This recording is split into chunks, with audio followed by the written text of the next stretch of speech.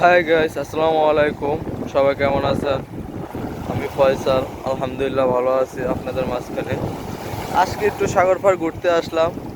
আজকের আবহাওয়া একটু খারাপ, বৃষ্টি বৃষ্টি বা আকাশের অবস্থা মেঘলা।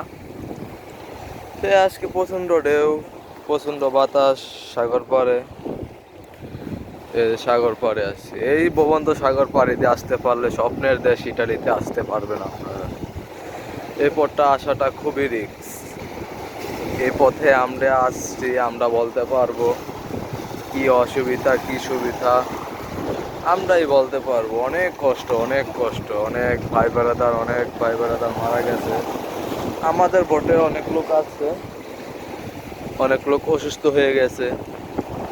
এই যে সাগর পার বোটগুলো পড়ে রয়েছে, এগুলা বোট আমি অনেক দূরে থেকে দেখাচ্ছি আপনাদেরকে।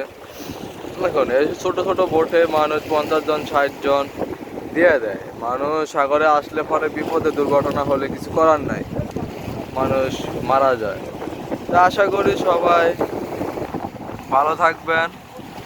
যারা লিবিয়া থেকে আসবেন, যাদের বাপ ভাই বেড়াদার বোন জামাই আত্মীয় স্বজন আছে লিবিয়া থেকে, যে বলবেন সুন্দর মতো চলার জন্য, থাকার জন্য। লিবিয়াতে মাফিয়া ভরা, চোখ কাল খোলা রেখে চলার জন্য। আর এসব পথটা আশাই রিস্ক। স্বপ্ন পূরণ করতে আসা পরে যে জীবনটাই হারাইতে হয়, এটা বাস্তব। আমাদের অনেক লোক মারা গেছে আমাদের বোটে, প্রায় 5 জন লোক মারা গেছে আমাদের বোটে। তা আশা করি সবাই চোখ কাল খোলা রেখে আসবেন। সাগর পাড়ে বাতাস, আমার এসব বাতাস আজকে পালে দিতে আছে, এত বাতাস। এই যে ফ্রেন্ড সার্কেল, ওরা ছবি নিয়ে ব্যস্ত, এরা সবাই ছবি উঠাইতে আছে।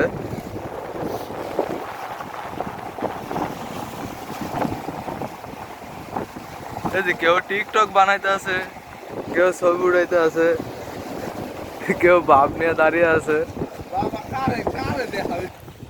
এই যে বোর্ডের মাছ কাছে আসছি আপনাদেরকে দেখানোর জন্য। এই পথটাই অনেক রিস্ক। যে বোট যারা আসছে, বোট আইনা এই জায়গায় পালিয়ে রাখছে। এইসব ছোট ছোট বোর্ডে 60 জন 70 জন দিয়ে রাখে। অনেক রিস্ক এসব পথে আসাটা, না আসাটাই ভালো। আশা করি সবারই মা আছে, জান আছে যে এটার ভিতরে রাখে লোক, এটার ভিতরে দিয়া উপরে পাট দিয়া নিচে লোক ঢুকায়। এগুলো তো ছোট, আরো বড় আছে।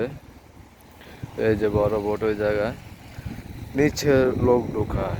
এইসব পথটা হলো অনেক রিস্ক, এই জঙ্গলের ভিতর। ঠিক আছে, অনেক রিস্ক পথটা। তো আশা করি সবাই চোখ কাল খোলা রাখবেন। আর নতুন নতুন ভিডিও পেতে আমার চ্যানেলটাকে সাবস্ক্রাইব করবেন, তো নতুন নতুন আপডেট দিতে পারি।